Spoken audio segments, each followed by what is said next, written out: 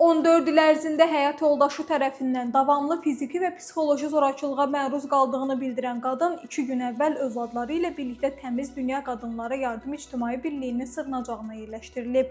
Qadının sözlərinə görə uşaqların səs salması, ən xırda məişət məsələləri, hətta niyə mənə belə baxdın kimi səbəblər həyat yoldaşının onu döyməsi üçün bəhanəyə çevrilib. Sonuncu dəfə ağır zorakılığa məruz qalanda huşunu itirib. Qonşular isə ürək masajı edərək onu həyata qaytarmağa çalışıblar. Təmiz Dünyanın sədri Mehriban Zeynalova bildirib ki, qadın sığınacağa gətirilən zaman həm fiziki, həm də psixoloji vəziyyəti çox ağır olub. Onun sözlərinə görə qadının yaxınları da dəfələrlə təhdid və zorakılıqla üzləşiblər. Qadının iddiasına əsasən həyat yoldaşı hətta atasının üzərinə balta ilə gedib, anasına isə xəsarət yetirib. Mehriban Zeynalova qeyd edib ki, müraciətdən dərhal sonra hüquq mühafizə orqanları araşdırmaya başlayıb və qadının həyat yoldaşı saxlanılıb. Hazırda faktla bağlı ekspertiza təyin edilib, araşdırmalar davam etdirilir.